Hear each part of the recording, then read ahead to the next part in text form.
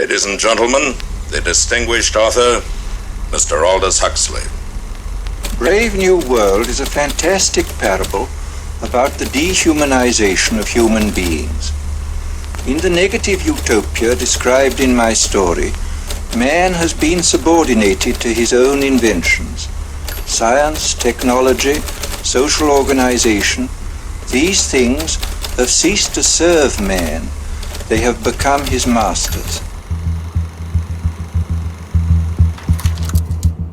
Aldous Huxley's novel portrays a dystopian future under the dictatorship of a world state, where every aspect of human life is controlled, from laboratory creation to the grave. He described the story as fantasy, but later wrote, "The prophecies made in 1931 are coming true much sooner than I thought they would. The nightmare of total organization has emerged and is now awaiting us, just around the next corner." With the rise of brain-computer interfaces and biometric sensors and so forth, all the bodies, all the brains would be connected together to a network, and you won't be able to survive if you're disconnected from the net. All life on Earth is going to be radically changed. It's a fusion of the physical, the digital, and the biological world. It's changing who we are.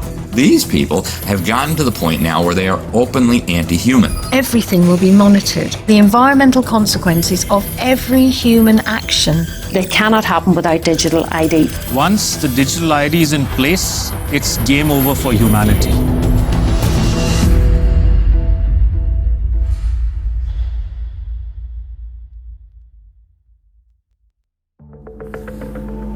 The ideology of a world dictated through science is deep-rooted. Almost a century ago, a movement was established in the United States, preaching that the population should be governed by an elite of selected experts, scientists and academics, rather than democratically elected politicians. They called it technocracy. These engineers and scientists from Columbia University promoted what they thought was going to be the replacement for capitalism and free enterprise.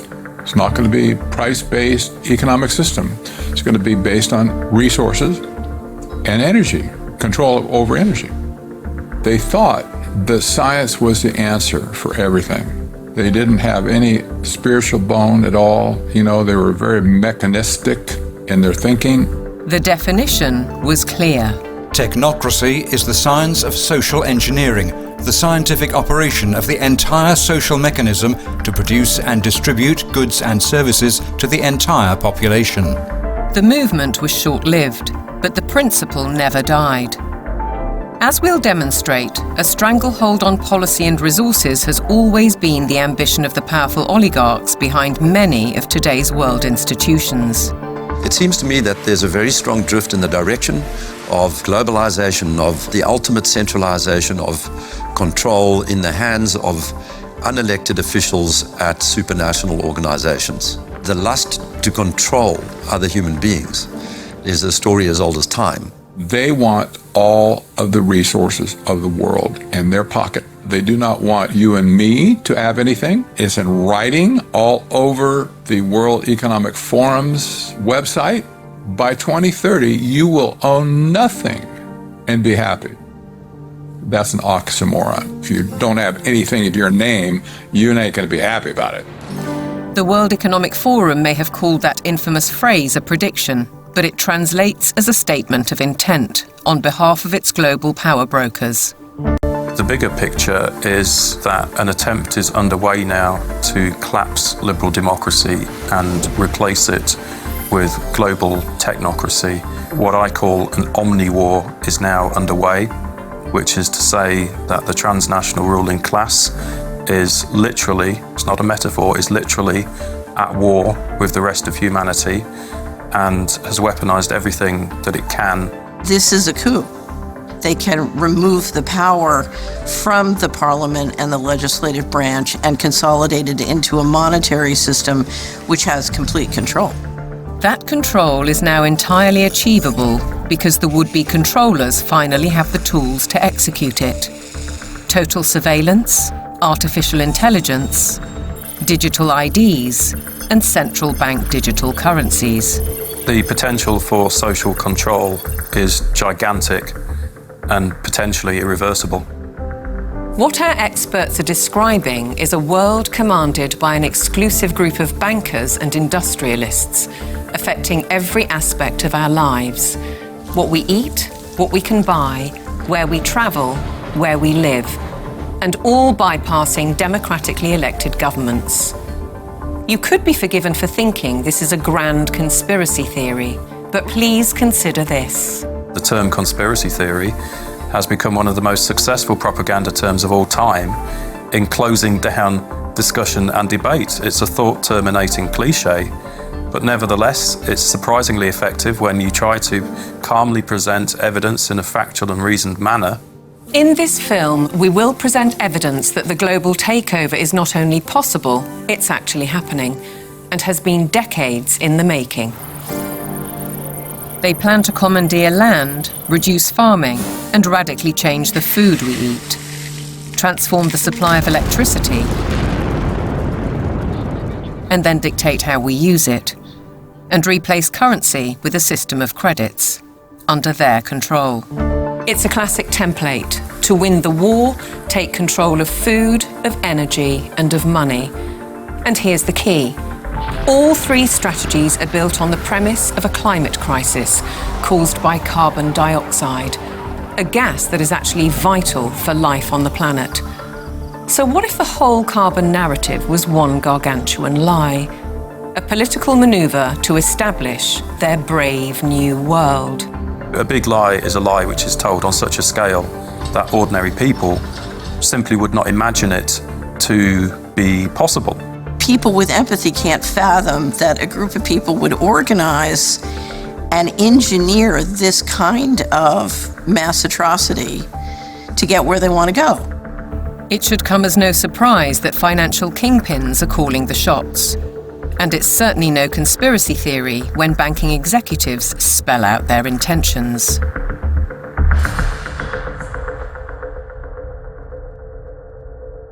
We are on the brink of a dramatic change where we are about to, and I'll say this boldly, we're about to abandon the traditional system of money and accounting and introduce a new one.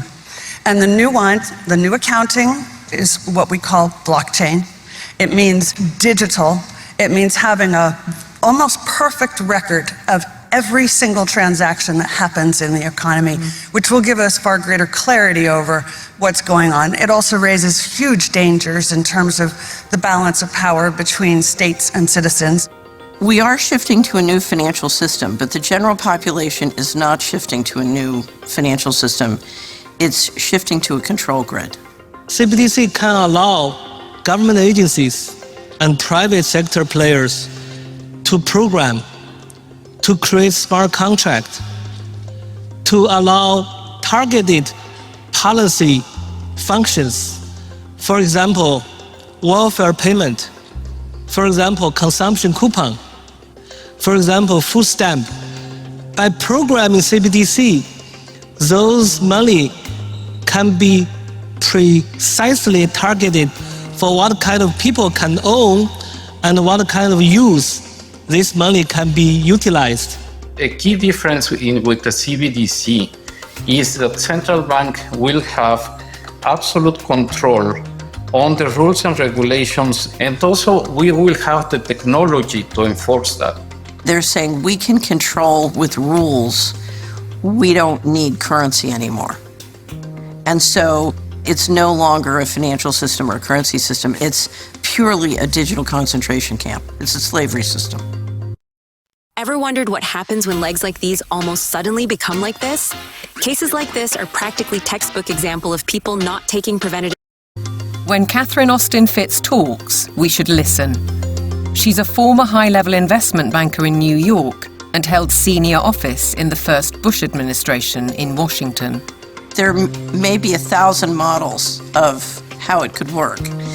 But essentially, you will have, whether it's a banking account or a credit card, and it can be turned off and on. So my incentive system is not you go to work and work hard and you get money. My incentive system can be based on how you behaved in the last 5 minutes, on a 24/7 basis. CBDCs, as the name suggests, would be issued by central banks like the Federal Reserve in America and the Bank of England, not by high street banks. They would signal the end of cash, and every transaction you make would be transparent and held on a permanent database. Crucially, under a net zero regime, your carbon footprint could be at the heart of the system. We're developing, through technology, an ability for consumers to measure their own carbon footprint. What does that mean? That's where are they traveling? How are they traveling? What are they eating? What are they consuming on the platform?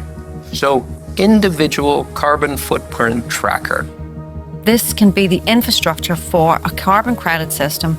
It's totalitarian control, and if people don't become aware of it now, it's going to be too late to backtrack from this. It's a ratchet system where it's very difficult, if not impossible, to backtrack. But why is now the time for change? Because the system is in crisis. It entered crisis in 2019. Mark Carney, he talked quite openly about how the international monetary and financial system had entered profound crisis and was effectively on its last legs. If you study the history of how the central bankers designed technocracy, essentially when they created the Fed, they said, look, this can't last forever. We're going to need, at some point somebody's going to get hip to this game. We're going to need another system. And I will say this, because I used to be part of that, I was born and bred to be a central banker. They plan ahead hundreds of years in advance. Predictably, the money brokers seem to hold all the cards. As a subtext, does the ruling class need to protect itself as artificial intelligence threatens mass unemployment? And what will happen to our existing assets if the banking system is collapsed and money disappears overnight? In an unknown future, one thing is certain. Digital IDs are essential to the project. If they become compulsory, data on every detail of our lives will be monitored, stored, and monetized. Nothing, but nothing, would be private. For younger people, often it's the case that they like technology, they're completely au fait with it, they enjoy it. So they don't see the dangers that technology can bring because, like a drug dealer does, you feed people, low levels of drug where it's all fun. And then later, when you have them addicted, you feed the hard stuff and that destroys their life. So in a similar way, all of this technology is currently pretty much nice, but when the central bank digital currency comes in and the control comes in and the censorship systems, then the younger people will realize all too late in many cases that they've walked themselves into a trap.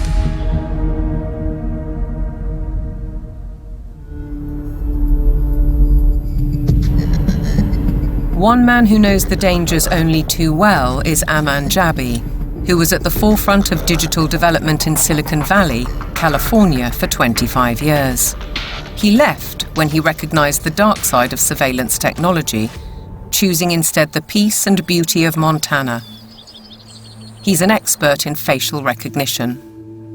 It's a technique that is used to uniquely identify the biometrics of any face. So, in a device like your smartphone, and most modern smartphones in the last 5 or 7 years, they have a 3D camera module in the front of the phone which you cannot see.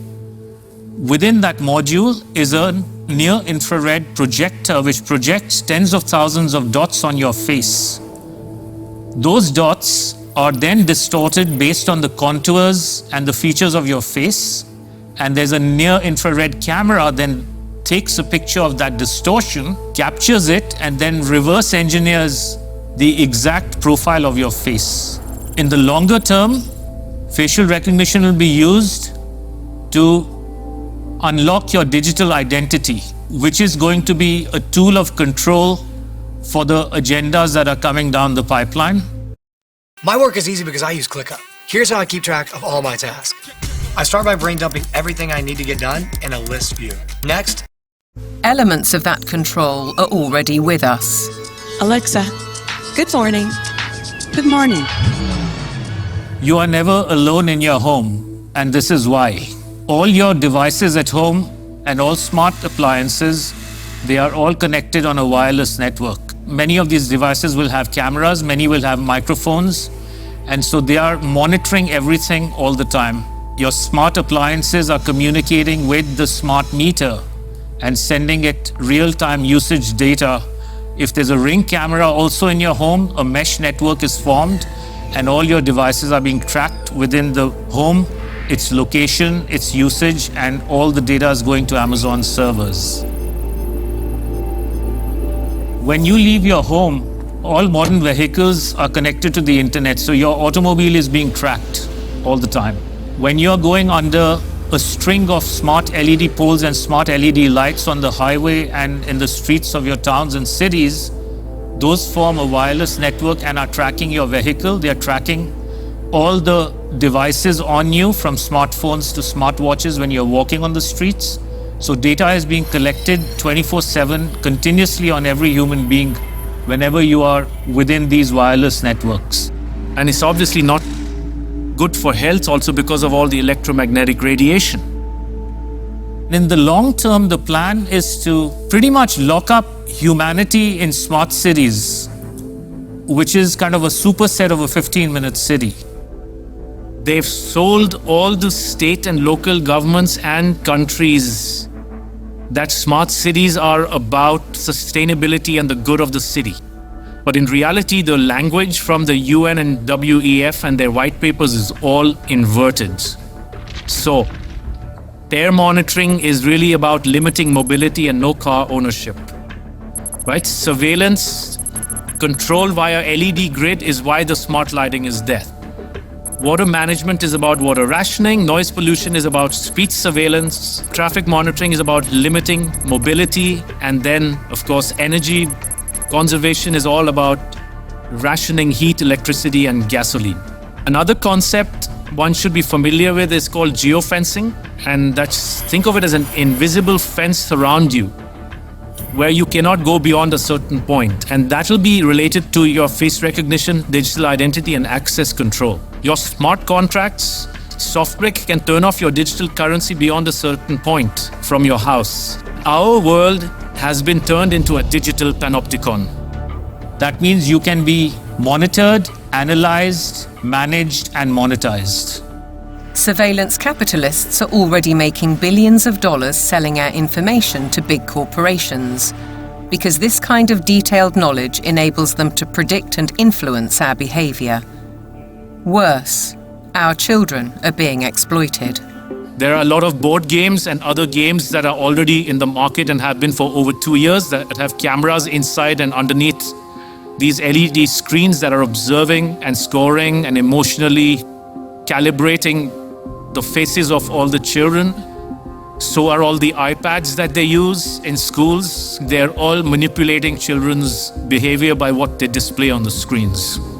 And child data is big business. There's a concept called social impact investing, which people should read up on.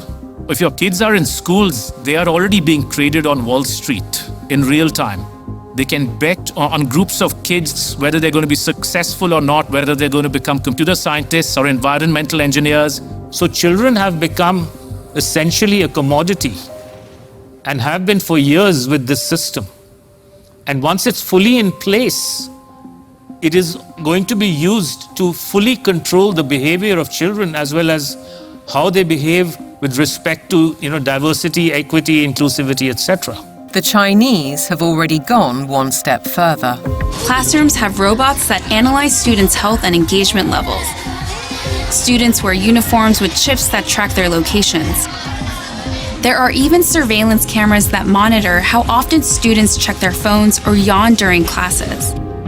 These sensors pick up electrical signals sent by neurons in the brain. The neural data is then sent in real time to the teacher's computer. We've been drawn into this digital spy network in the name of convenience, connectivity, safety, and especially entertainment.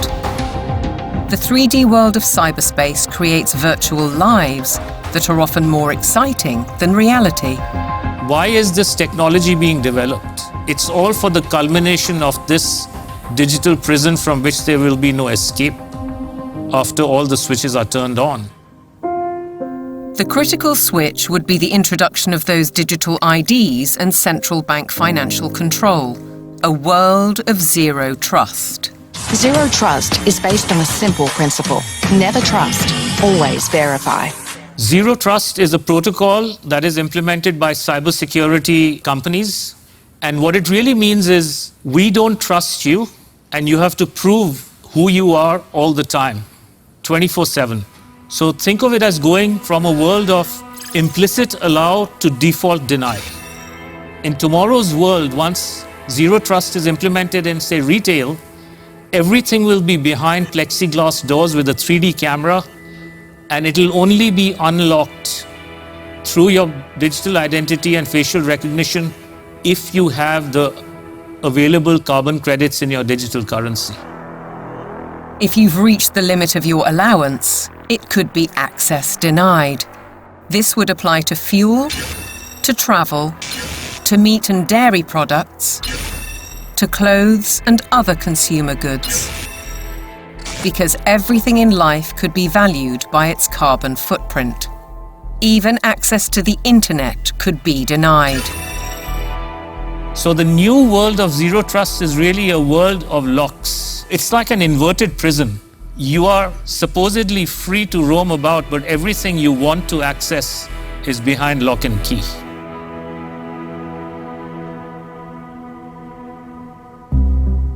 Most advances in science, including AI, bring great advantages to the world. They can enhance and improve human endeavor in almost every walk of life. But you don't have to be a scientist to see the flip side. They're constantly monitored by facial recognition cameras that are able to instantly put a face to a name. Now the Chinese are also ranked, given a mark out of a possible 950 points. For now, the number is a sort of bank credit rating, keeping track of everyone's spending habits. It may seem scary, but it's just like that here. We're used to it, and anyway, we don't have a choice. If you think this couldn't happen in the West, ask yourself why so many cameras, smart poles, and 5G networks are being installed in your neighbourhood. In London, the police are using facial recognition surveillance. Sainsbury's is already experimenting with AI. Thank you for waiting. The cabinet will now be opened. In UK railway stations, surveillance is being tested to collect travellers' data. And in Oxford, these barriers were installed by the council under its so-called 15-minute city plan. They were removed following protests.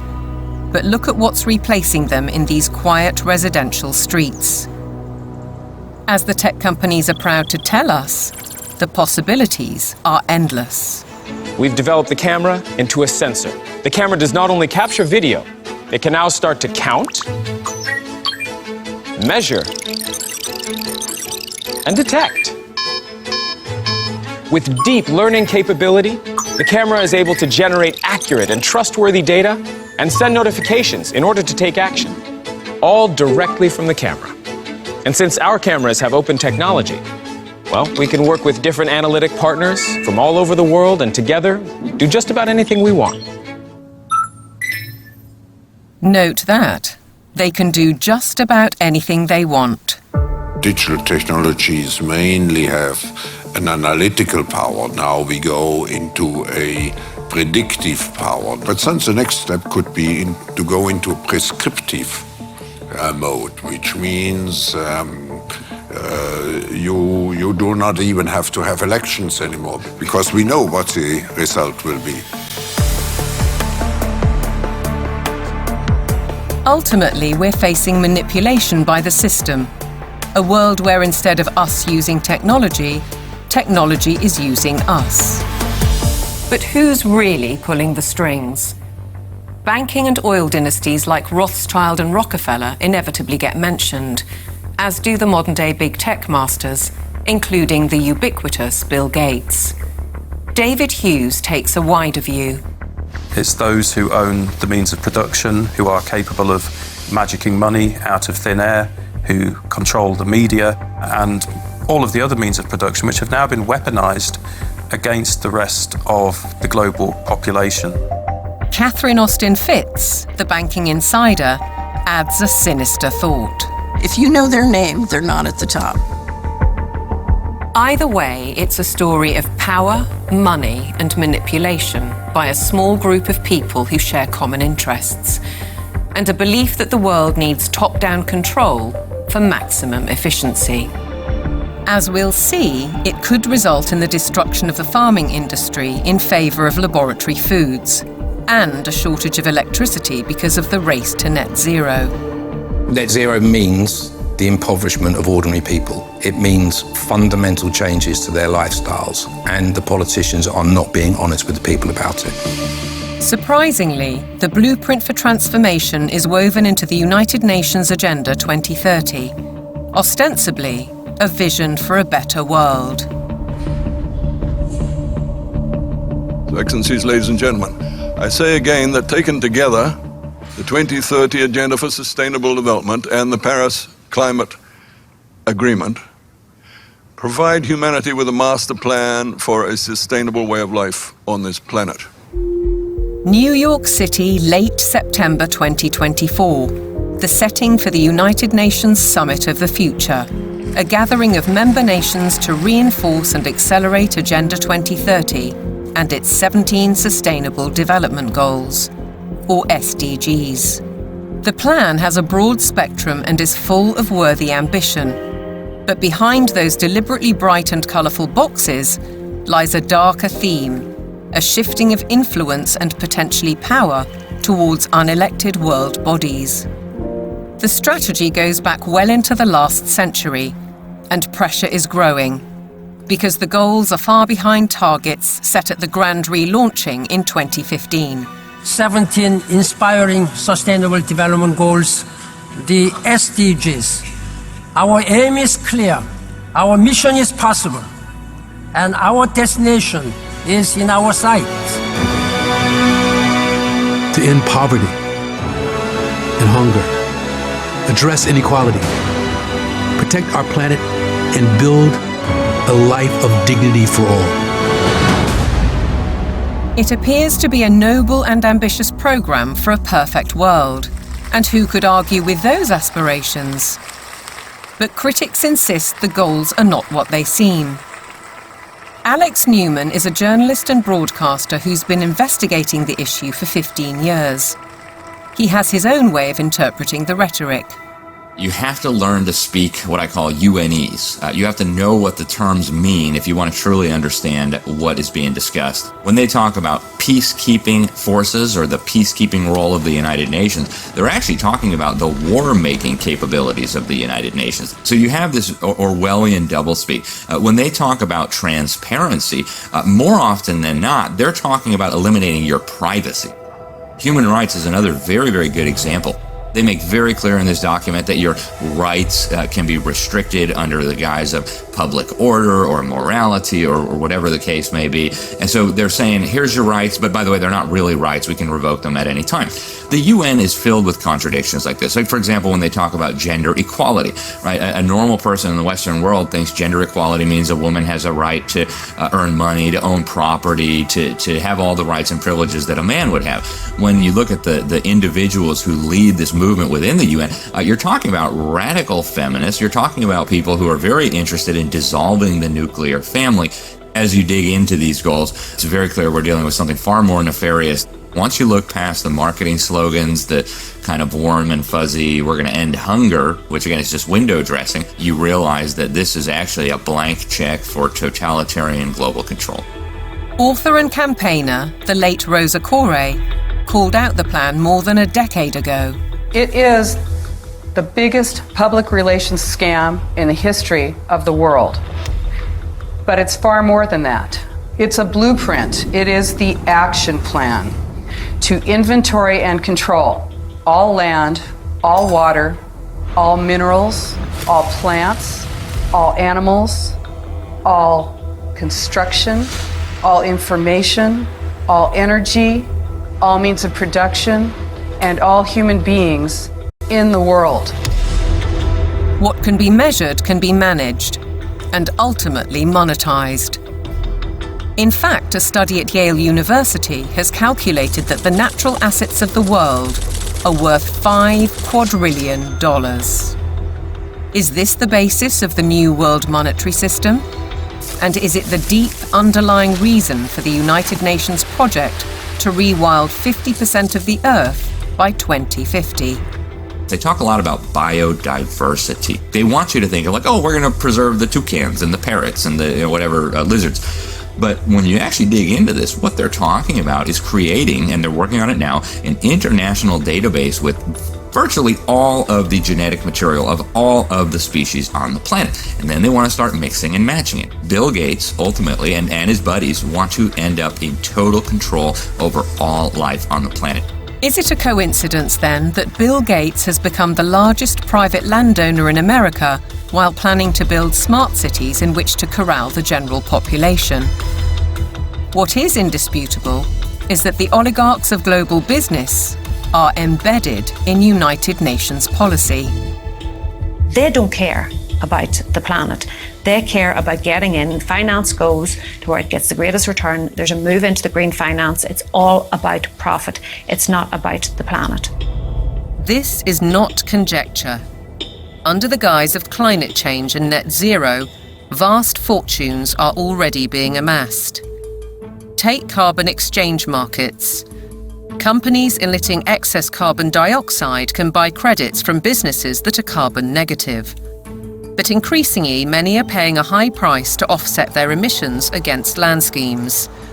Grasslands, forests, conservation projects, and so on.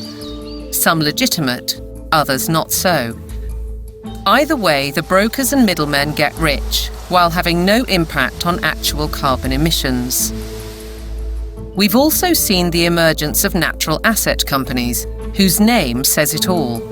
They identify the asset and then issue shares in that asset out of thin air, essentially. And they can sell it to financial institutions, asset managers, sovereign wealth funds. And then they go public and have an IPO, and that funding is, they say, meant to preserve the natural asset. But elsewhere, they say that their main purpose, like so much else, is to generate profit for shareholders. It has nothing to do with preserving the environment. That is literally just the talking point they think will stick and sell. We're all in it together. We got to save the planet, so let's allow the bankers to create a new racket that makes the natural world collateral. So if everything in nature is to be traded on financial markets, setting a value on the land we walk on and the air we breathe, why do we, the public, have no say? There's no route that an ordinary person can take to make a representation to United Nations. So it's fundamentally undemocratic. What it has done is build relationships with billionaires. Right from the start, the rich and powerful have enjoyed undue influence in the UN's inner sanctum. In fact, the Rockefeller family part-financed its headquarters in Manhattan. To hand you, Mr. Lee, my father's check. Thank you, Mr. Rockefeller.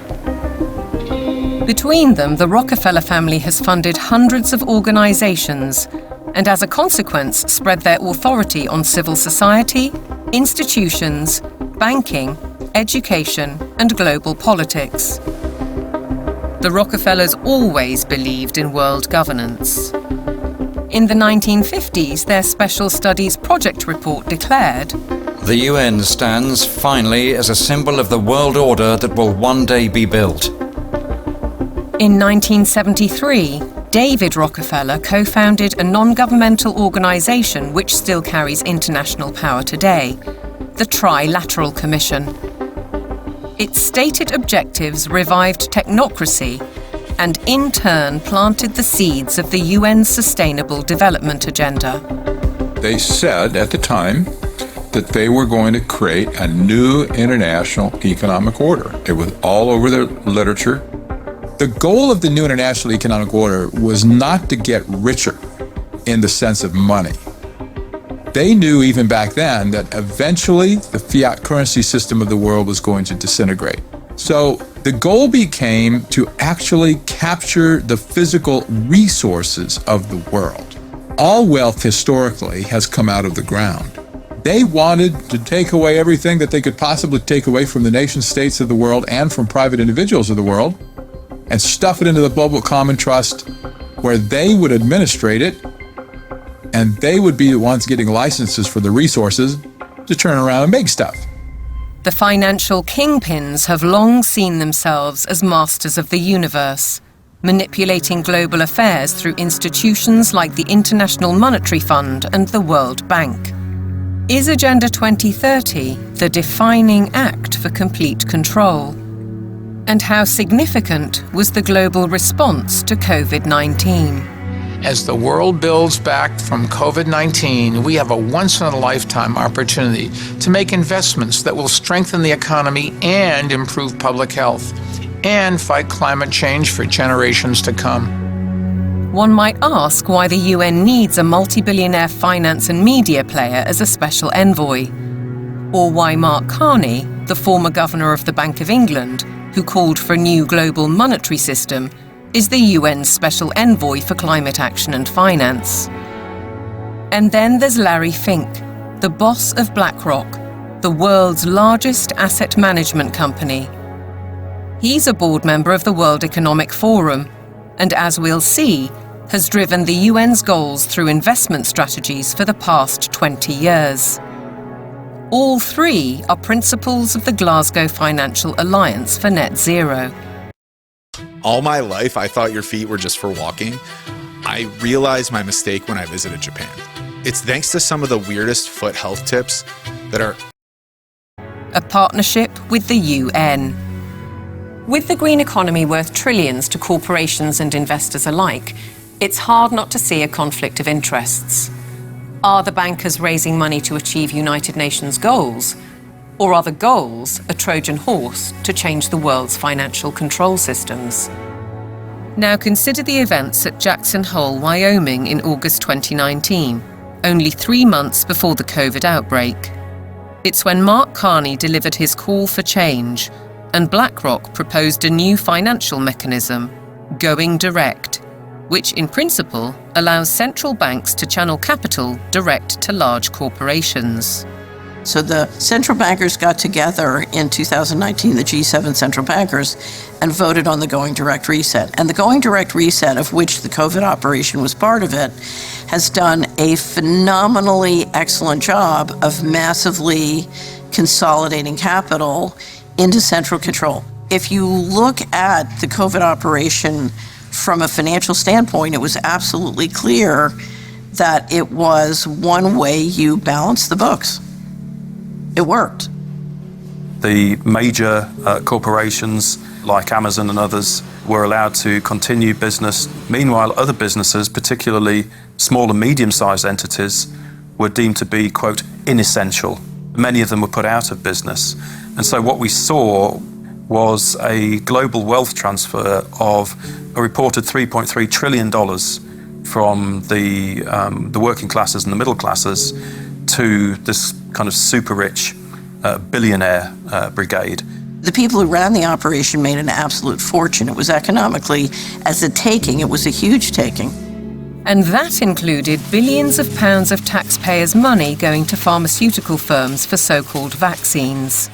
Whatever the truth around COVID, Dr. Hughes says the response deployed dangerous elements of social control, what he calls weaponized deception. We see techniques of shock and awe being applied through the lockdowns, techniques of isolation, making reality seem strange and threatening. All of this helps to de-pattern the mind. These are all well-known military tactics. Look them in the eyes and tell them you're doing all you can to stop the spread of COVID-19. Stay home, protect the NHS, save lives. These are, in fact, very nasty and very vicious techniques which were deployed against the public of multiple countries at once.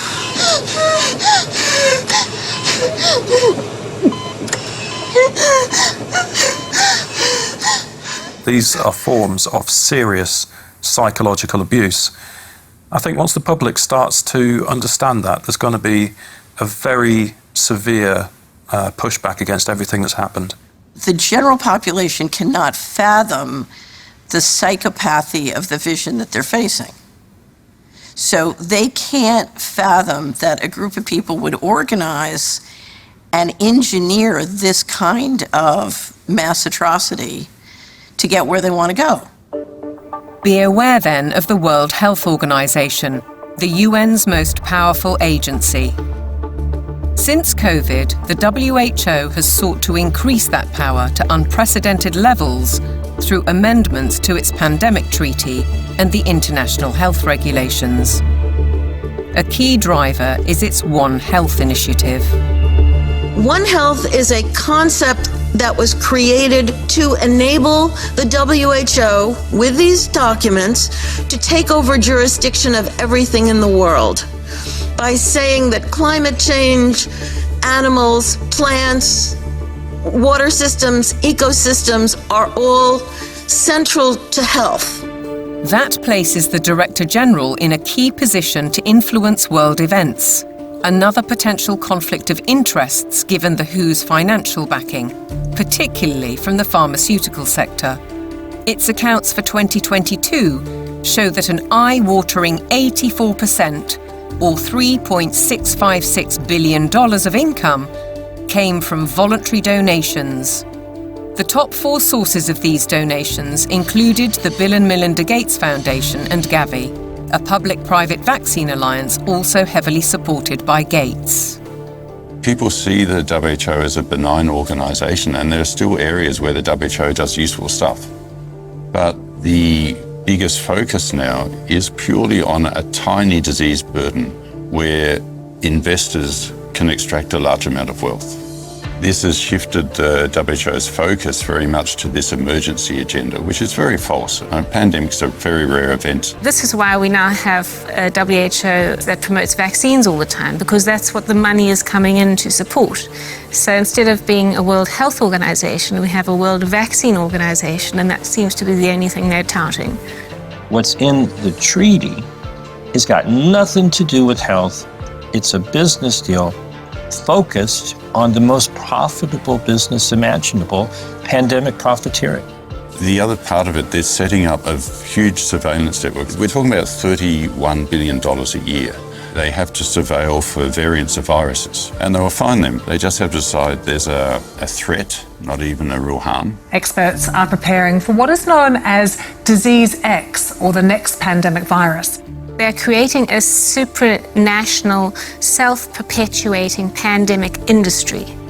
The latest scare is monkeypox, renamed Mpox, a disease highly unlikely to affect the general population. Nevertheless, the WHO has acted. The emergency committee met and advised me that, in its view, the situation constitutes a public health emergency of international concern. If you get to declare the emergency and then profit from it, there's a big problem, isn't there? It's essentially a build-out of big pharma, and the WHO is essentially looking to be their marketing and distribution arm worldwide. WHO! The people say no! WHO! The people say no! We're fighting for really the right to own our own lives. We're fighting for that freedom versus sort of corporate authoritarian structure or medical fascist structure, which is what is clearly interests are trying to impose on us. Changes to the WHO's regulations are expected to be voted through in the coming months. As we speak, the UK government is fully behind them. Meanwhile, in common with many other global institutions, the WHO tries to silence criticism and dissent, branding it misinformation. The science, it says, is settled. Digital platforms are being misused to subvert science and spread disinformation and hate to billions of people. This clear and present global threat demands clear and coordinated global action.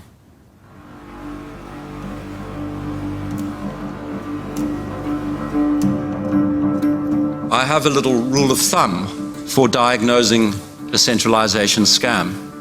If we can detect 1, a propagandized global crisis, 2, admitting only global solutions, and 3, with dissenting voices viciously silenced, then we know with absolute certainty that we are dealing with a scam.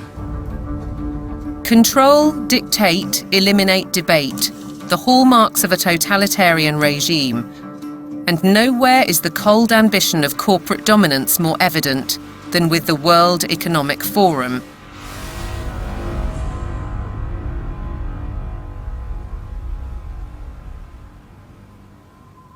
Klaus Schwab founded the WEF in 1971.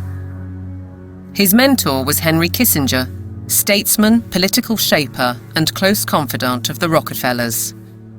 The organization now employs 800 people and has programs in business, academia, and in training future global leaders. It's far more than its famous annual meeting in Davos. Over the last 50 years, the World Economic Forum has blossomed into an enormously influential organization with all of the major corporations as stakeholders or trustees and all funding the World Economic Forum to ultimately fund the UN World Government Plans and Agenda 2030. Klaus Schwab is the public face of stakeholder capitalism, a planned system of central ownership and control that has little to do with democratic process and is uncomfortably close to communism. It's a partnership between global corporations, governments, and what Schwab refers to as civil society, NGOs, and so-called think tanks. The agenda is driven by finance, which gives the unelected and unaccountable oligarchs huge influence, if not control, over policy. The UK's Prime Minister, himself a one-time member of the Trilateral Commission, has already declared his interest. You have to choose now between Davos or Westminster. Davos. Why?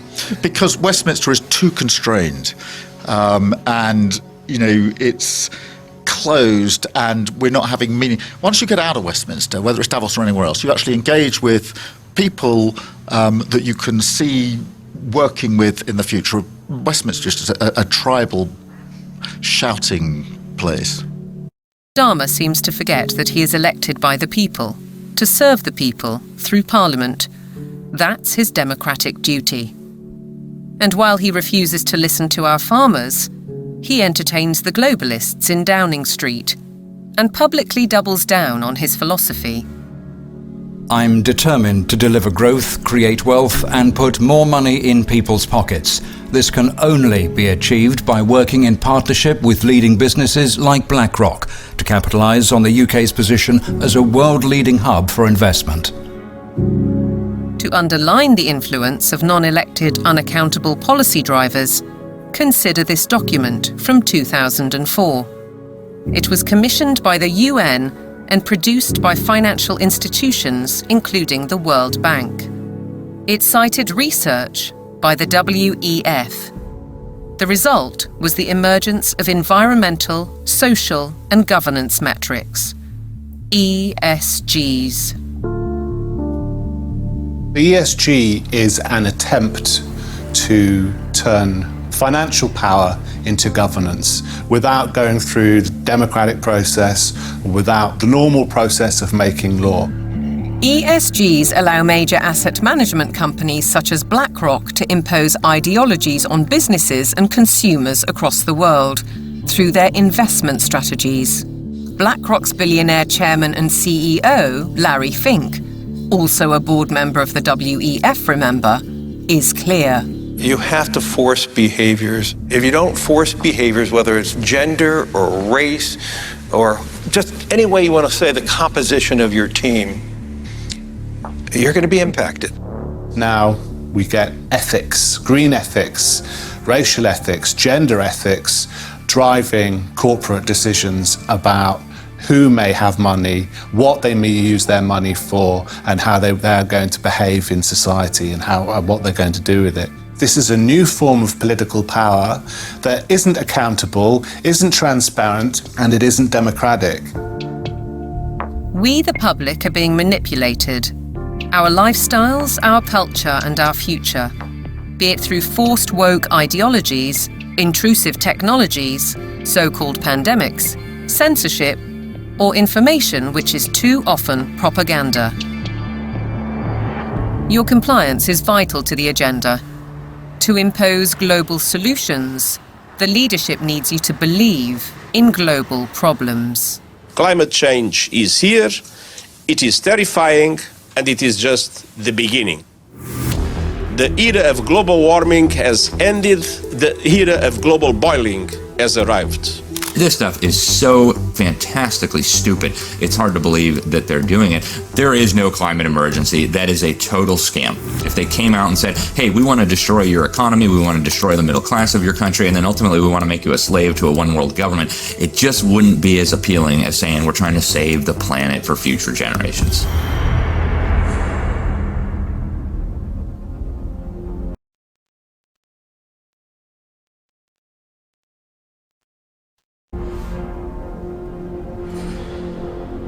...2024, with the hottest day on record and the hottest months on record, this is almost certain to be the hottest year on record. And the masterclass in climate destruction. Statements such as that are amplified by emotional footage from all over the world. But is any of it true? I do not think there's a climate crisis, and I base that on all the evidence and the climate data sets that we build to answer questions just like that. We actually use satellites to monitor the global temperature, the true global temperature of the atmosphere. And we find there is a rise. It's about 1.5 degrees per century, which is certainly something that's manageable and the Earth has seen before. Compared to the 19th century, which was about the coolest century in the past 10,000 years, we're warmer. But we're about the same as we were 1,000 years ago, and certainly cooler than we were about 5,000 to 8,000 years ago. John Christie is a highly regarded climate scientist who developed the measurement of accurate temperature records using satellites. His evidence is critically inconvenient to the climate change industry.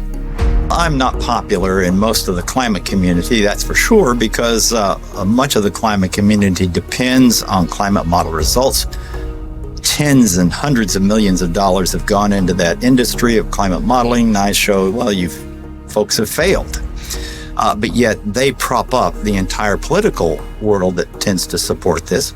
In 2017, I came to work and there were 7 bullet holes in our office suite. And so some people are pretty upset that the evidence that we build and show that can stand the test of time and can stand up to cross-examination is just not going along with their issues and their desires.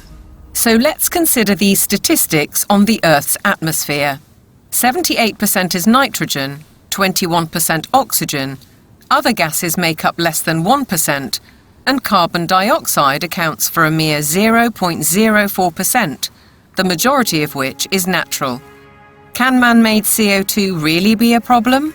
Roy Spencer and I are going on the assumption that all the warming that you see is due to carbon dioxide emissions.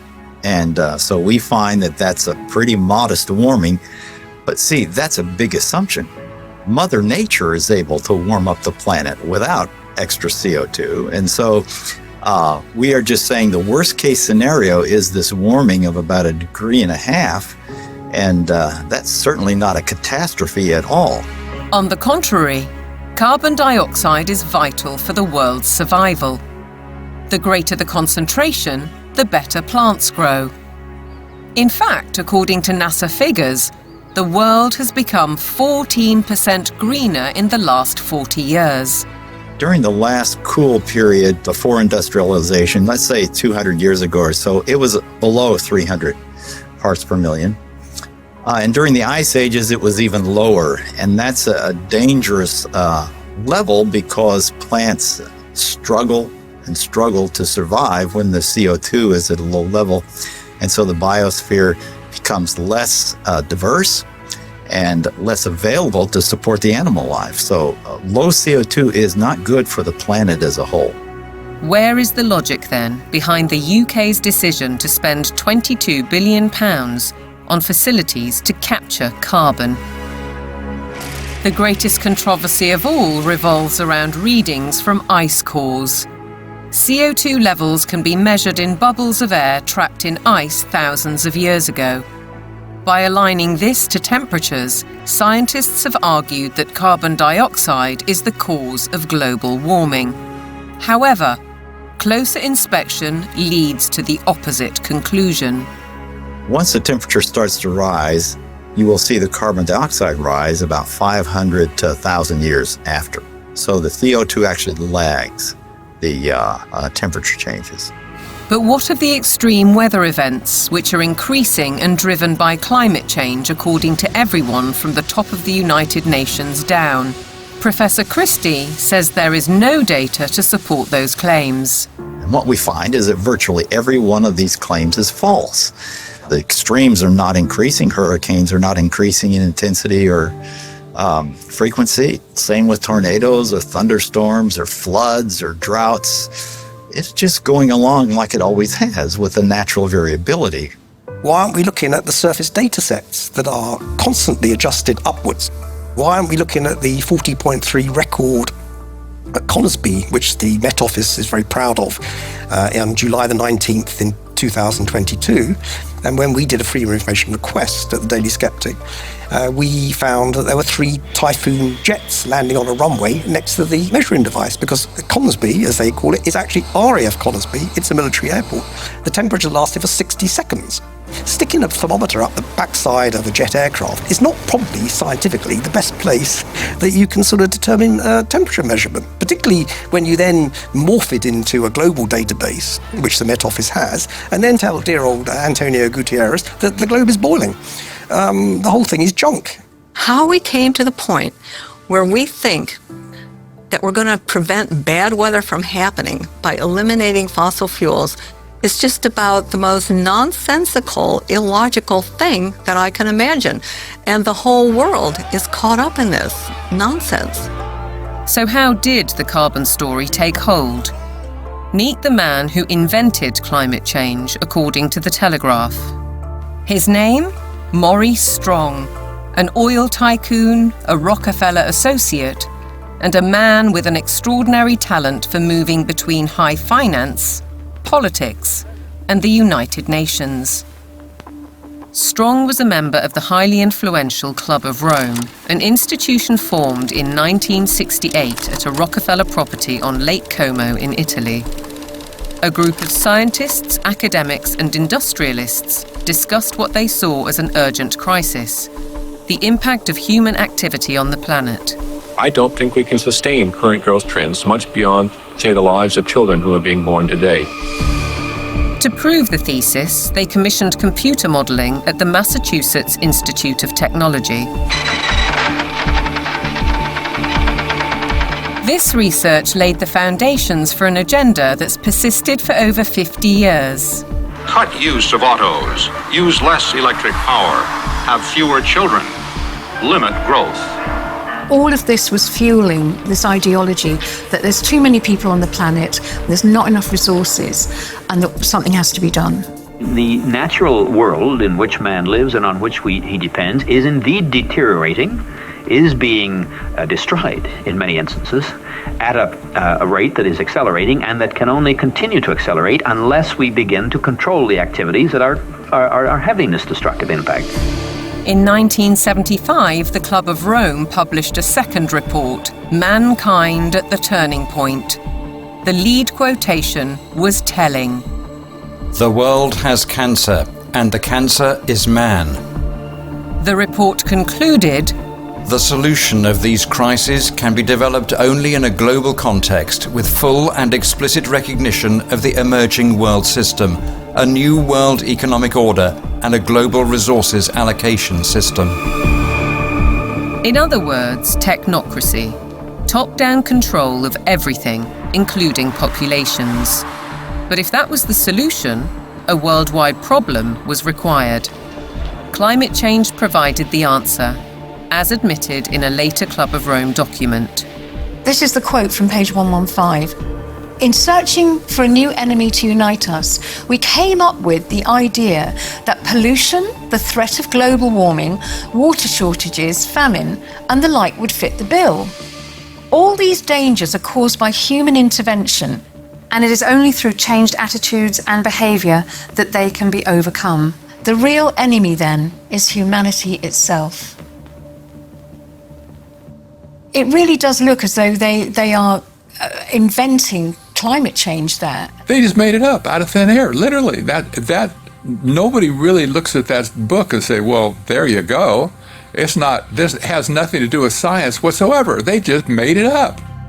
Interestingly, in 1988, Maurice Strong had been instrumental in establishing the IPCC, the mainly political entity which endorsed a thesis by a small group of scientists that industrial carbon dioxide was driving climate change, and the IPCC has been locked into that theory ever since. Maurice Strong's masterstroke came in 1992, when as Secretary-General of the UN's Earth Summit in Brazil, he saw 179 nations commit to a World Action Plan, Agenda 21. We have been the most successful species ever. We are now a species out of control. Nobody would question the need for a cleaner environment and the protection of nature, and Strong's legacy lives on through the Kyoto Protocol, the Paris Accord, the current Agenda 2030, and the worldwide push for carbon net zero. But there are questions on his motives and his connections. He was behind the first financial carbon market and a founding director of the World Economic Forum. Surely a conflict of interests with his involvement in the IPCC. A skeptic might ask why nearly all research grants in almost 40 years have gone on developing IPCC carbon dioxide theories, while anyone who raises questions is ridiculed, cancelled, or has their career stalled. Funding for someone who wants to determine the natural variability of the climate system as an explanation for what has happened is just not there. I mean, the government is very clear that they want a catastrophic story. There is no single science paper that proves conclusively that humans control all or most of the global climate.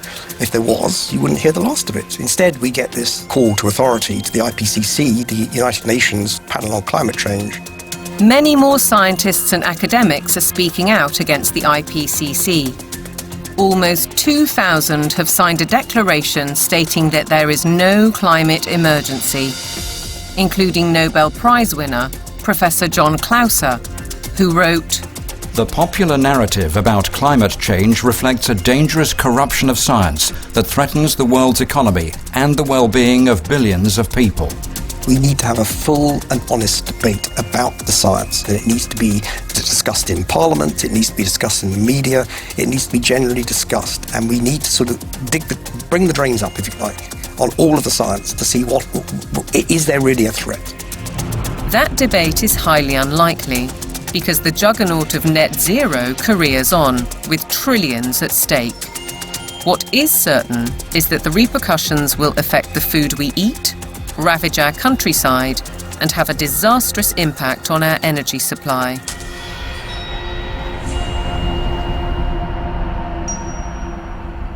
If you cannot set a credible course for net zero, with 2025 and 2030 targets covering all your operations, you should not be in business.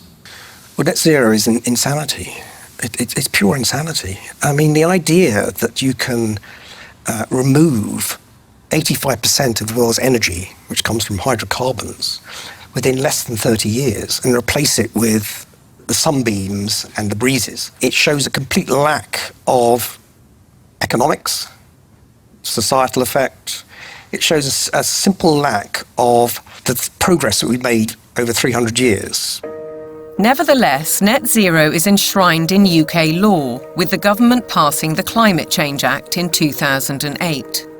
A 100% reduction in emissions by 2050 from 1990 levels was included later in a strategy document. But experts argue that the policy is fatally flawed. Europe's mad dash towards net zero is effectively economic suicide. Politicians are purposely impoverishing ordinary people, purposely deindustrializing Europe, where companies are forced to move to countries where they have access to cheap energy, whether it's the US who frack and therefore have cheap gas, or whether it's to China, which is still predominantly producing from non-renewable, especially coal. It is literal economic suicide. China continues to open new coal-fired power stations to drive the factories that manufacture wind turbines and solar panels, which are then sold to the West. As a result, China emits almost 30% of global greenhouse gases, while the UK is responsible for less than 1%. In essence, carbon emissions are merely transferred to another part of the planet. And while China gets richer, UK households face a bleak and expensive future. What it will effectively do is price ordinary people out of having access to electricity at a time they want and a price they can afford. The core problem is that neither the infrastructure nor the technology exist to provide a constant supply of electricity. The proportion of time that solar actually generates electricity is actually 9% in the UK. That means that for 90% of the time, solar doesn't generate the average amount of electricity that its capacity can generate. For onshore wind, it's about 20 to 40%, and for offshore wind, it's about 30 to 50%. So that means, by definition, you will always have periods of time when renewables aren't producing electricity, but there is demand for electricity. As we'll hear, the net result is that supply will be rationed. Reality, though, seems not to concern the activists.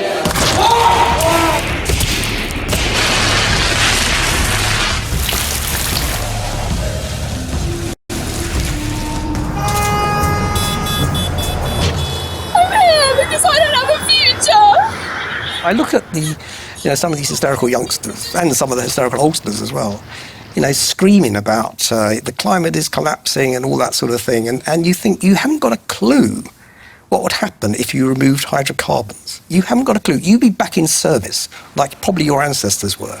You'd be skivvying on the land, in big houses with warlords, calling themselves aristocracy and all that sort of stuff. You want to go back to that? Fine.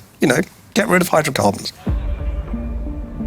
Many of these apparently grassroots protest groups are backed by organisations such as the Climate Emergency Fund, financed by billionaires like the oil heiress, Aileen Getty.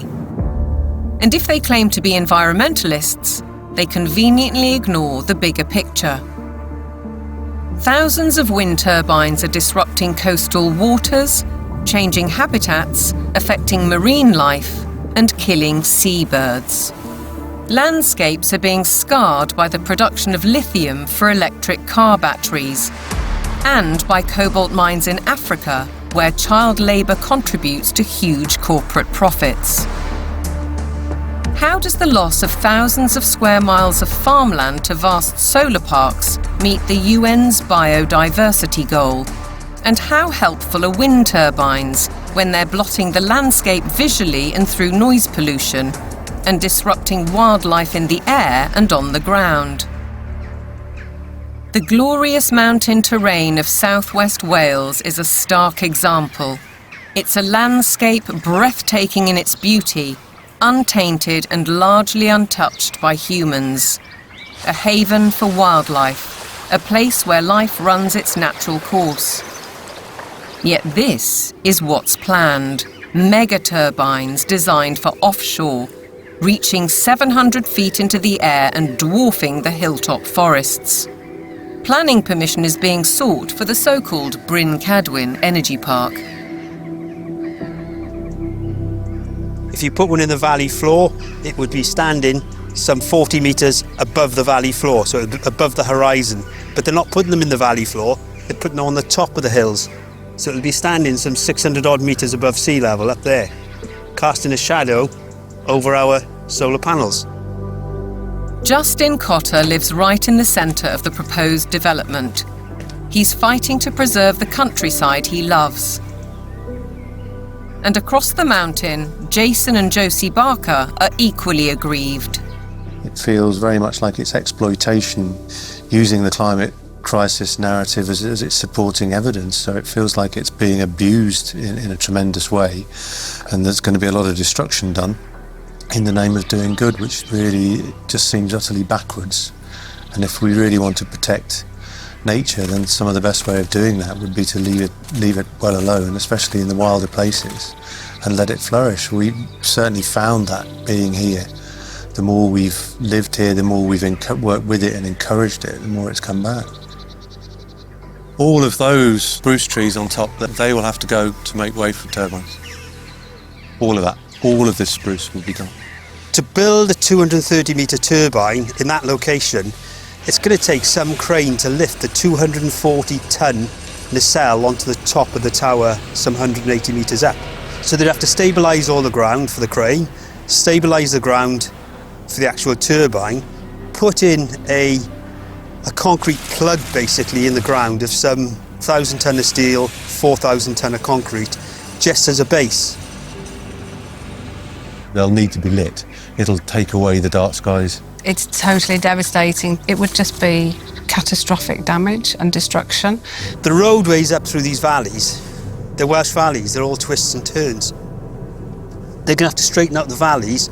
Where you've got steep hills, they're going to have to level out those hills. There's a 200-metre drop into the actual valley itself. So they're going to have to create gradients that machinery carrying 400-tonne loads can actually traverse and get up. The locals argue that there are much better ways of creating clean energy, such as solar panels on industrial sites. Areas of natural beauty should be respected. This is about preserving and protecting this sacred land. We need to speak up and protect the environment. It's just a tremendous amount of damage in the name of saving the planet. It does make you ask the question of what is it we're actually saving if we're paving it over. It doesn't make any sense at all in my head.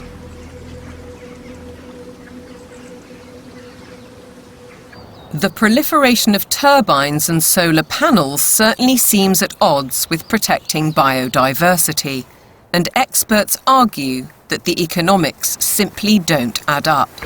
If we are going to go on to full net zero, we not only have to change our electrical system, but we have to change the other 66% or more of the rest of our energy needs as well. So we need to triple the amount of renewables just to cover our present electricity generation. And then we need to triple again to cover all of the other usages like, transport, space heating, and industry. So it's almost a tenfold increase in the amount of renewable energy that we're producing. Ralph Ellis has analysed 3 government reports and says all have grossly underestimated costs. 2 of the reports ignore the need for that crucial backup when the wind doesn't blow and the sun doesn't shine. At present, this is the only such site, Dinorwig in Wales. But going by the government's own figures, Ellis says the equivalent of 2,000 Dinorwigs would be required.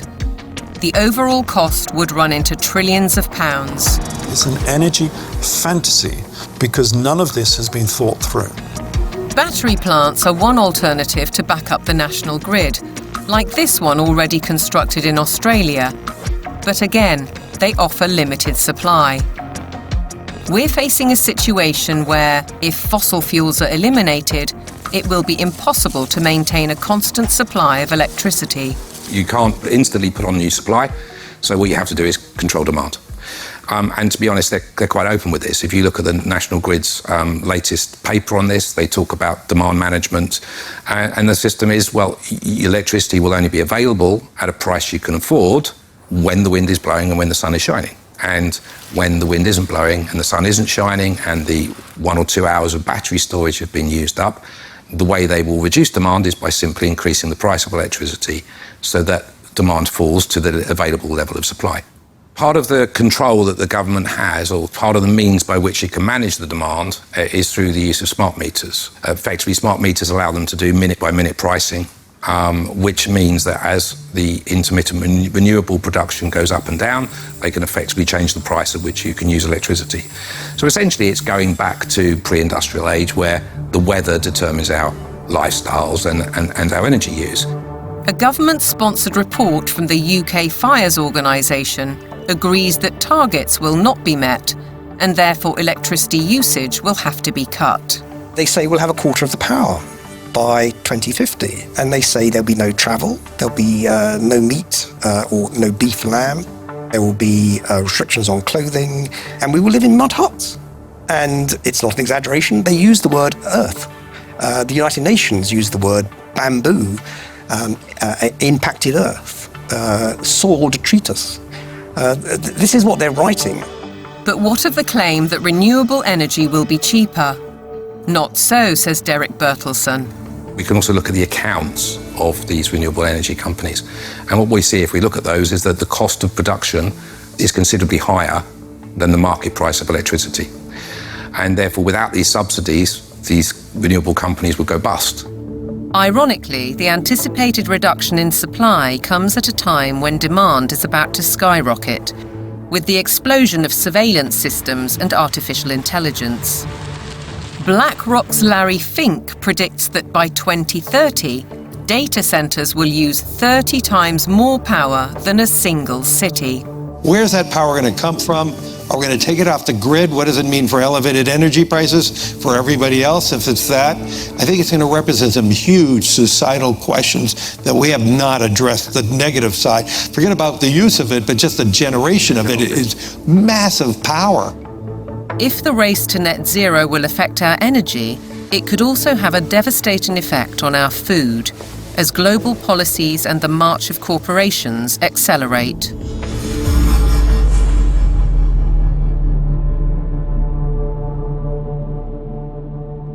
Farming has been at the heart of our lives for generations, but to the climate change advocates, suddenly it's a threat.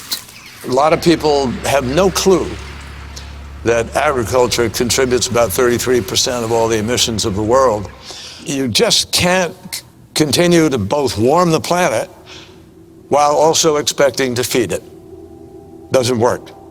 One thing John Kerry didn't mention was that farming and agriculture contributes 100% of the food that we need to eat. So that's a little kind of an important detail that he ought to have mentioned. And I think what we're dealing with here is actually a global war on agriculture. I believe they are demolishing our food infrastructure, partly to cause a crisis, right? And I guarantee you, mark my words, we're going to be in a food crisis and they're going to say it's climate change. I wouldn't say it's about saving the planet, no. I would say it's about land grab and about profiteering and corporatization of our food sector. It's basically a pharmaceutical industry taking over the food supply. If I can switch everybody from real food to pharma food, then 100% of the agriculture industry can go through my publicly traded stocks, and I have complete control. So the idea is we get rid of farmers, we kill any naturally grown food, and we engineer food in manufacturing plants and laboratories. But I assure you that those guys are not eating this. Bill Gates is one of the familiar corporate faces, and he's investing heavily in the food revolution under the guise of avoiding climate disaster. Cows alone account for about 6% of global emissions. So we need to change cows. And while he talks up the perceived problem, Gates is pouring money into the supposed solution: artificial meat and genetically modified crops. Crucially, anything that is invented or altered can be patented. The core of his agenda is he wants to do in agriculture and pharmaceuticals, by the way, what he did in the computer world. True power, massive, incalculable wealth comes from owning intellectual property and then monopolizing it. They want to make it so that every single organism that is used for food is ultimately under their control, either through the 3D printing or through this genetic manipulation. So we're moving now very rapidly toward this totally centralized food system where a tiny handful of corporate interests in bed with totalitarian government will dominate the food supply so that there is only a giant public-private partnership with total control of all food, all energy, and I believe water will be next. While the global machinations continue, thousands of farmers fear for their livelihoods. And the new UK government's first budget has multiplied those fears. By reducing relief on inheritance tax, they're penalising those who would want to pass their farms to sons or daughters. The National Farmers Union described it as a disastrous budget for family farms that would snatch away the next generation's ability to carry on producing British food and see farmers forced to sell land to pay the tax. For Kelly Seaton, concern goes well beyond her family farm in Cheshire. It makes me feel incredibly sad that the dairy and meat industry is so vilified. You will never find anything as nutritionally complete as milk and meat. The food that is going to replace milk, meat, and all of the other products that we produce in this country is going to be very nutritionally lacking. They will starve us from nutrients, and then the pharmaceutical companies will probably pick up the slack on that, all of which create a profiteering circle. No Farmers, No Food was set up to campaign against untenable net zero and climate change policies. Farmers, says Kelly, are being dealt a deeply unfair hand. When cows are blamed for climate change, it does make you question everything. And I think this is where a lot of farmers are waking up to the fact that there's a lot of lies being told to us. The problem with the current carbon system is that a lot of big corporations are offsetting their carbon. So most dairy producers now especially, but other farmers as well, are having to record their carbon footprint on systems that aren't fit for purpose. They are woo-woo figures pulled from the sky, quite frankly, and then the big corporations are using that data to offset their carbon so that they can look better, again, at the same time as beating us with a stick and saying that we're the ones killing the planet with these girls. The methane emitted by cows' digestive system is part of the argument against them, but Kelly says that's just hot air. The grass that they eat would produce the same amount of methane whether they ate it or not. OK, they do speed that up, but the other thing they give us is this, muck, which we put on the fields to fertilise the fields and reduces our reliance on buying in fertiliser. 200 miles to the south, Ed Rhodes farms 188 acres of Devon countryside. He's not part of the No Farmers, No Food movement, but agrees that the whole narrative on cows and climate change is wrong. As farmers, we recycle carbon all the time. That's what we do. You could almost define farmers as carbon recyclers. We're an organic beef, sheep and vegetable farm. We run a fairly traditional system of rotational farming. We'll have a field which would be growing a brassica crop for 1 year, a non-brassica crop for another year, such as broad beans or sweet corn, and then we have a break for that field, so it goes into a predominantly grass and clover mix. That allows the soil to recover from the work that we've done with it while we've had the vegetables growing. It also allows things like the clover to put nitrogen back into the soil. So the livestock are absolutely essential for grazing that grassland. We also mow it so that the hay, the silage that we take from those fields are fed to the cattle in the winter.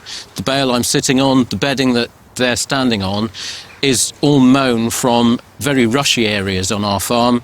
The animals then dung onto that. We compost that. That gets spread onto the land primarily where we're growing the vegetables to put the fertility in, and that's what then produces our crops.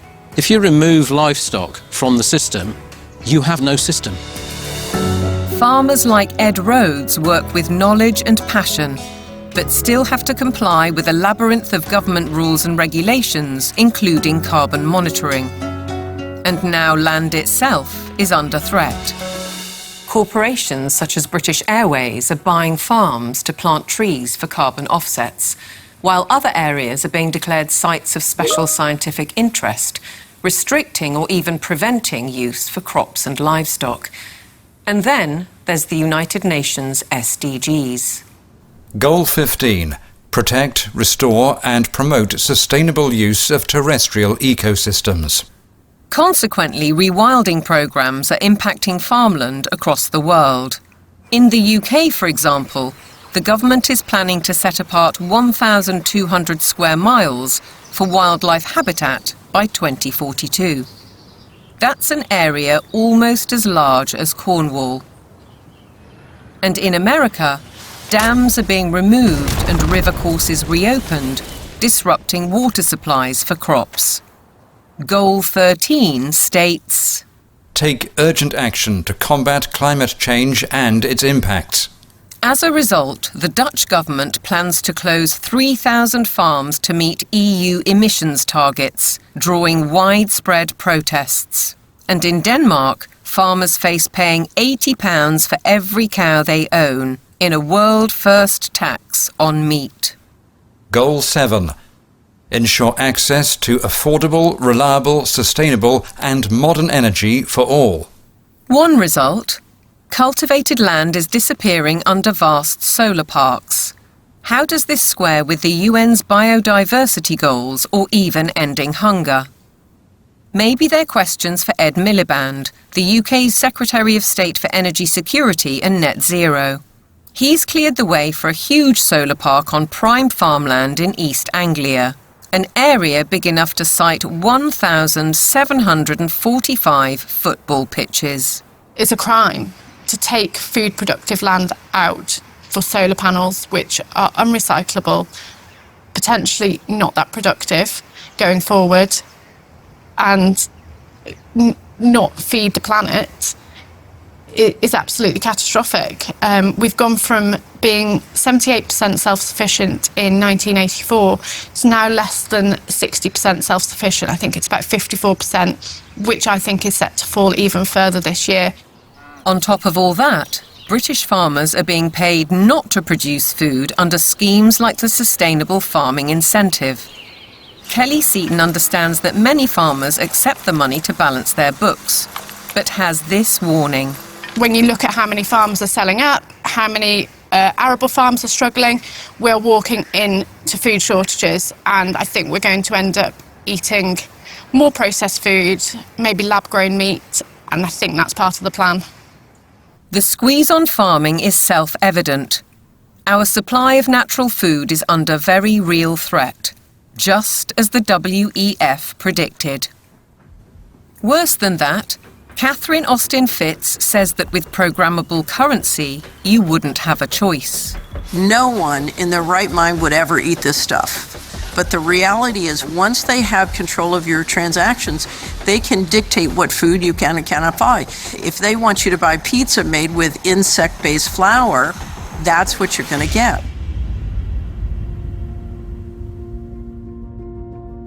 There's an energy crisis. Even though there is an abundance of energy, there's a food crisis, even though there's plenty of food to feed the world. There's a water crisis, even though 70% of the Earth's surface is covered with it. There's an air crisis where CO2 is declared the enemy of mankind, even though it's necessary for life to exist on Earth. There's a resource crisis, even though there are abundant resources to support everyone. What's with us here, you know? Who created all these crises? They did it. Just as clear as the nose on my face. It's all been a sham. All the essential things of life, they've been declared to be scarce, because things that are scarce you can control. The architects of such globalist trajectories, all the Kissingers, Rockefellers, Schwabs, Carneys, Strongs, Carstens, are held out as great intellects. But they are nothing of the sort. We know, both in theory and in practice, that centralization causes nothing but misery, because it destroys the mechanisms of error correction, leading to doubling down on flawed policies. And yet the creed of global dominance continues apace. Through the WHO's so-called Pandemic Agreement, its One Health Initiative, and ultimately the United Nations Agenda 2030. From medical diktats to gender and racial politics to climate change, The indoctrination runs deep.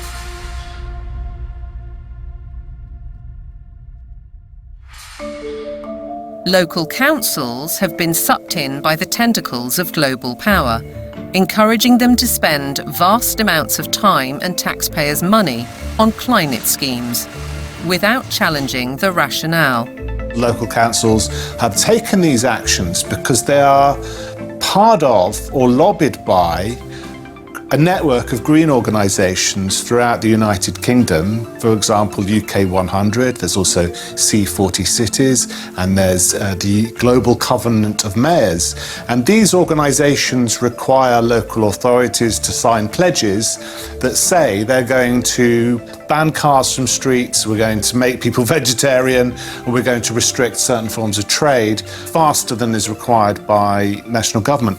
They've been able to do this because democratic engagement at the local level is so weak. The voters' decisions are completely outweighed by the influence of the green blob, essentially. One organisation, Climate Emergency UK, has introduced scorecards, a league table to compare the progress of councils.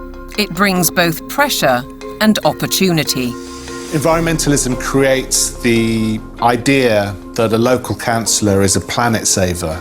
And of course, there are organisations that, like the UK 100, that are going to flatter people in that position. They're going to indulge those people and say how important they are, whereas most of the rest of the public are going to probably see them and say, what the hell are you doing? Ben Pyle emphasises that such organisations are not grassroots initiatives.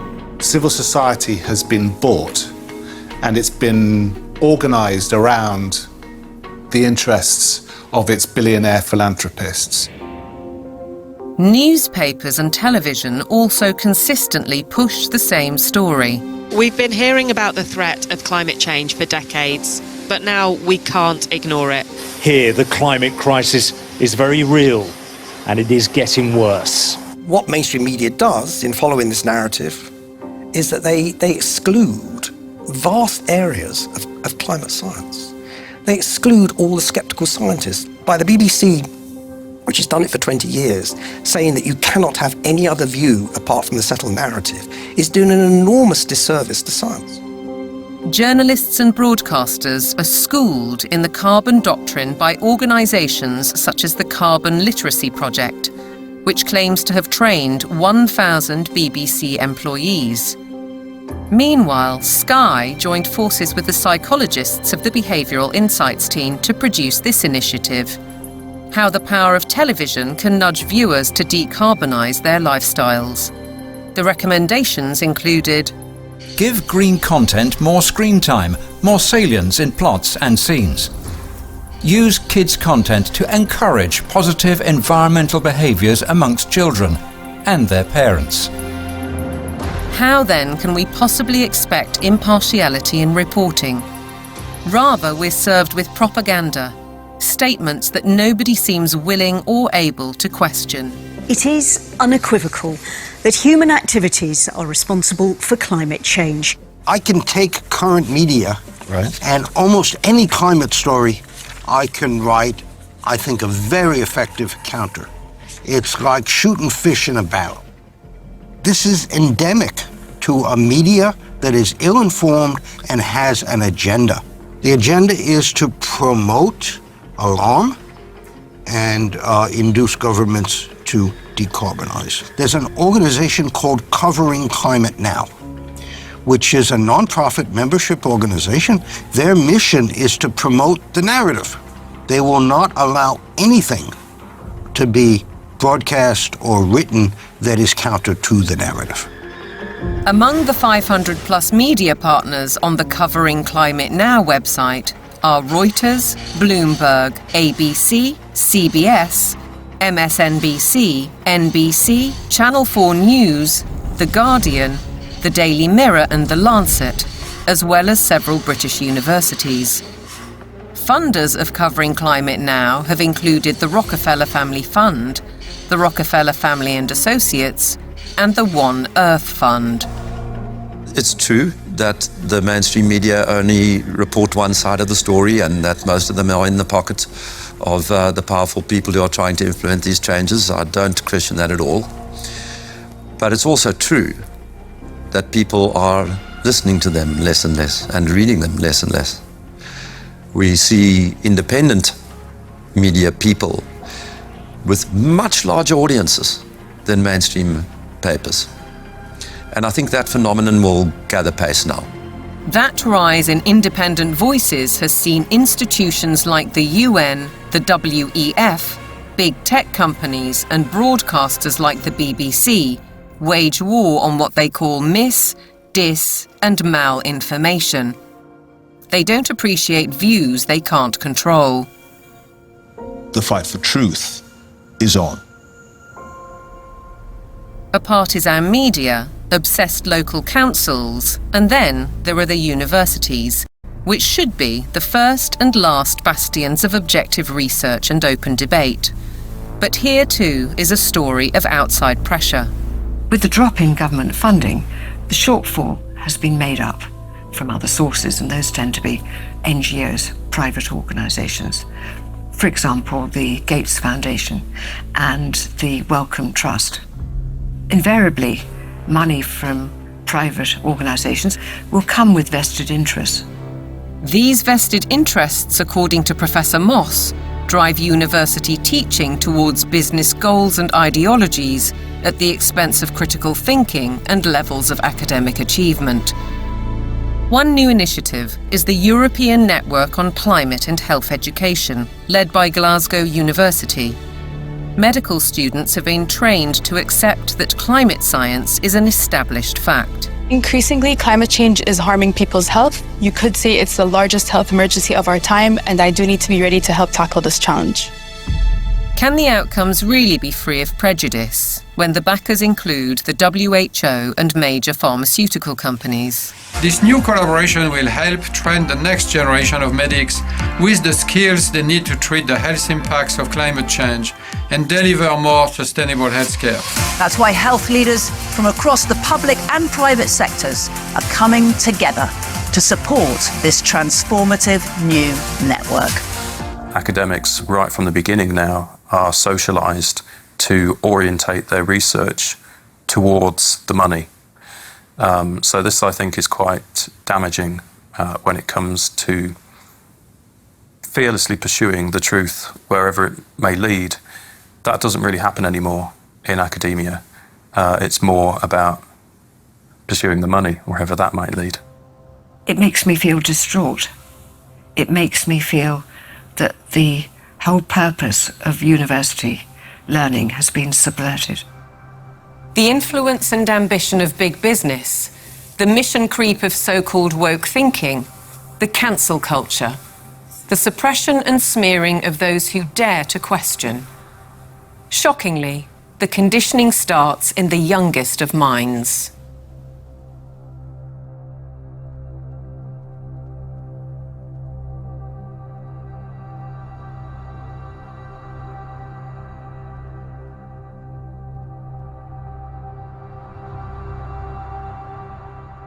All aboard for global goals! This year, Thomas and his friends have teamed up with the United Nations. The world of young children is supposed to be one of innocence and joy, but it's been permeated by the global ideologies of the United Nations. If you go to goal number 4, it deals exclusively with education. And when you think education, recognize they're talking about indoctrination. The Sustainable Development Goals. Under the surface of it all is this effort to bring all the children of the world into this one world globalist system. And what's so remarkable about this to me is that it's not even hidden anymore. Take part in the global movement to save our world from being destroyed. How will you fight climate change? Try meat-free meals. Reduce your electricity use. Give your clothes a second chance. We died! It's kind of your fault! Watch what eggs do to your brain. Take a look at these 2 brain scans. They both look young. And you can never ignore Greta. The eyes of all future generations are upon you. And if you choose to fail us, I say we will never forgive you. I don't want you to be hopeful.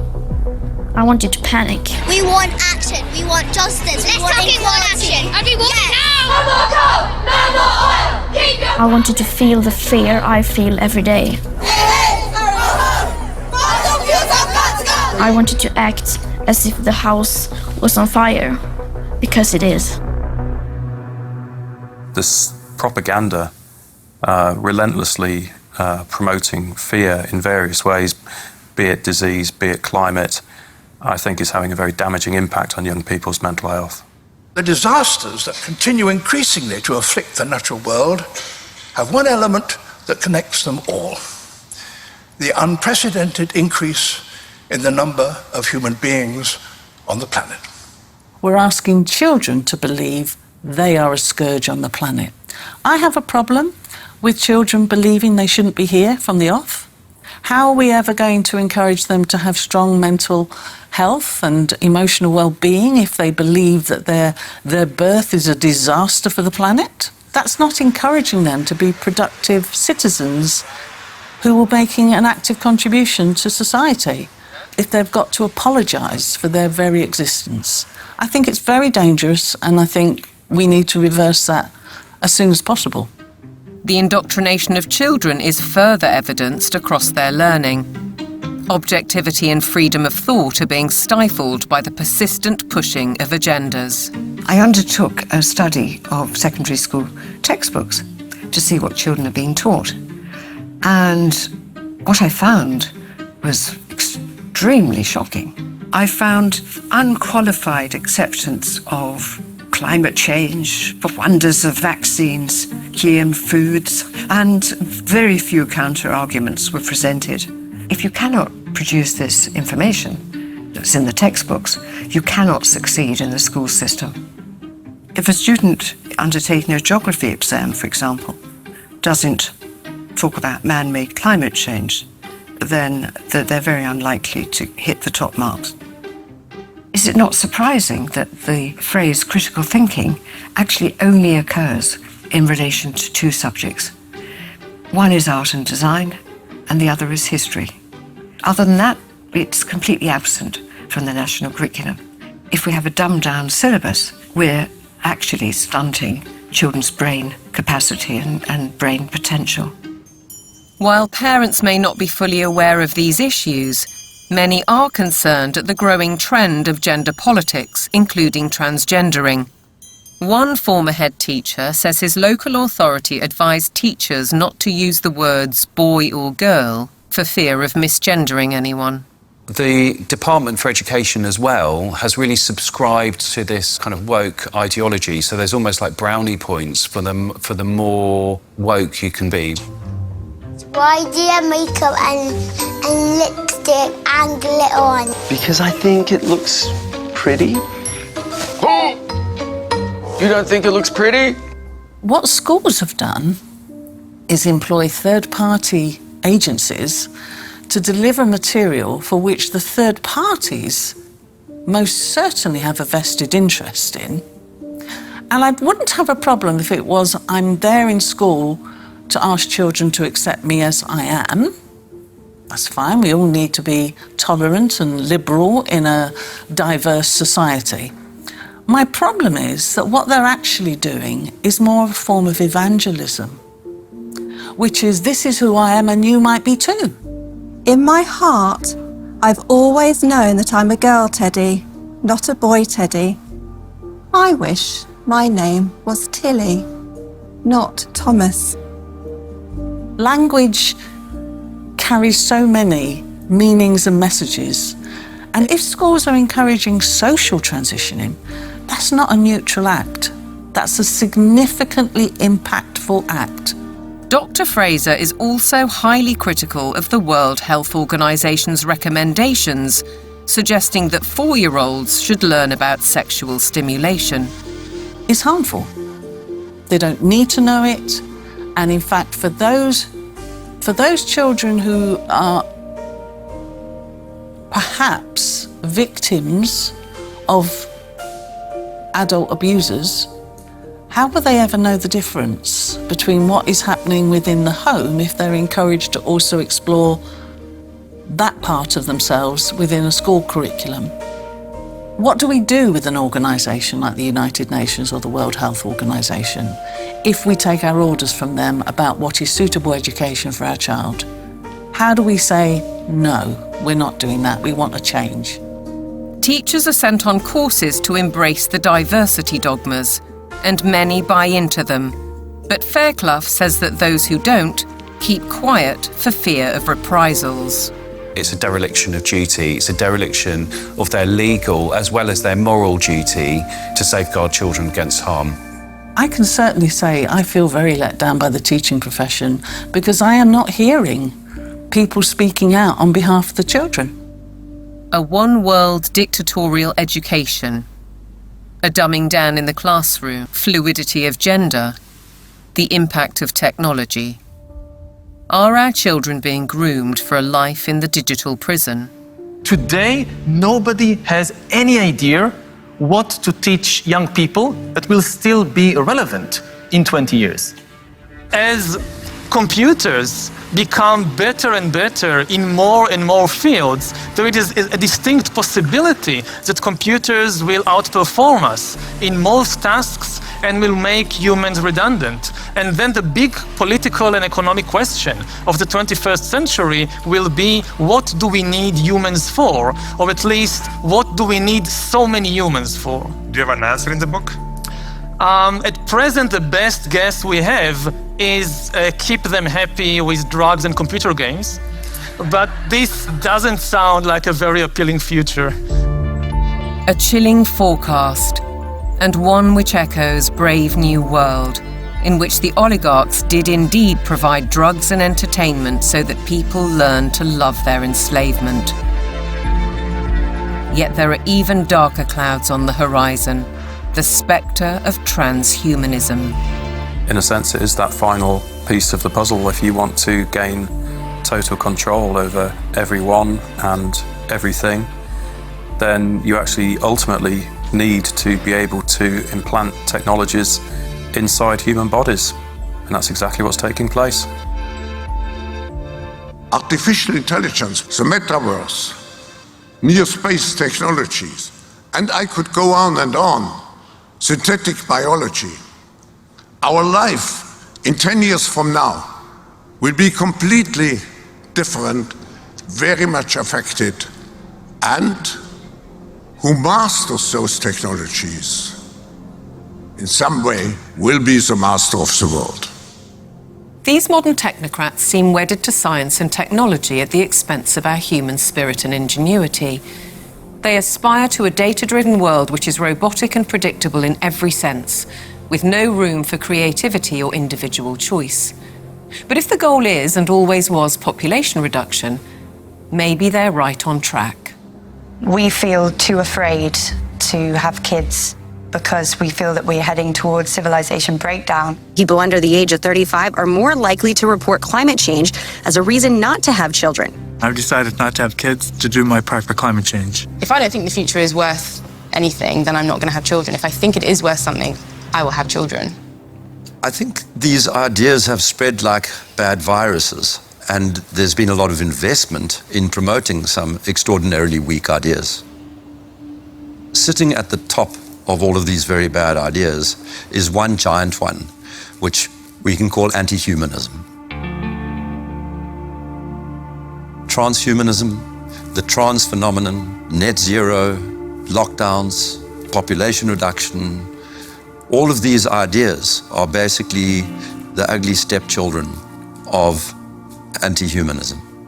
They are, as I read it, essentially two competing ideas in the world at the moment. One is that humans are the best feature of the observable universe, the only creatures capable of creative thought and generativity and of creating explanations for how reality works, that humans ought to be revered and ought to be cherished, that we should plan for their flourishing, that we should be planning for the flourishing of as many people as possible, that human agency ought to be respected, that civil liberties ought to be respected, and that the imposition of top-down, one-size-fits-all policies on humanity is completely incompatible with that kind of worldview.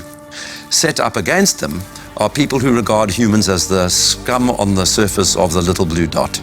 People who regard humanity as some kind of blight. People who believe that the earth needs rights to protect it from these horrible humans. And I think it is a deeply sad reflection of the state of our societies that so many people live in the latter camp, but I'm definitely not one of them.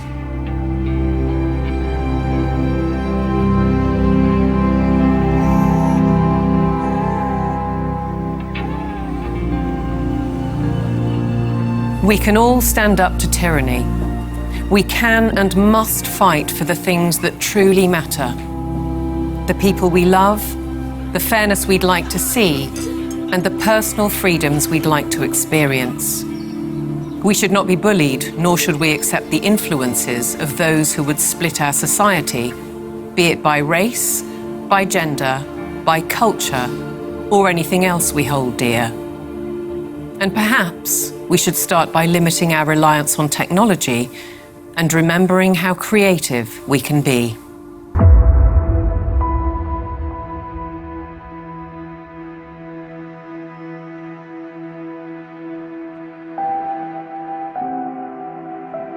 Once you've seen it, you can't unsee it. You can't go backwards. So what that means is that over time, more and more people are starting to see this now. The powers that be have no choice but to keep pushing forward for their global technocracy. They're the ones who are attempting the controlled demolition of liberal democracy. They have only one route they can go, and they are tobogganing towards disaster. On the other side, we the people have no choice but to fight back against all of this. I don't expect that we're going to just be able to tell the truth indefinitely without consequences, but we must continue to do it. We must, for the sake of our children, for the sake of humanity, for the sake of generations yet unborn. We have no option but to stand against this evil. If you look at where this thing is going, I'm not going there, okay? And whether God takes me out or the leadership takes me out, I don't care. I'm not going there. And the only way we cannot go there is if we can find a better pathway. And the only way we're going to find a better pathway is with transparency. If I want to live as a virtuous human being, I need to live amongst people that are free. And if one understands that one mustn't live on their knees, even if you have to die on your feet, you must share truth, because truth is the weapon for free people.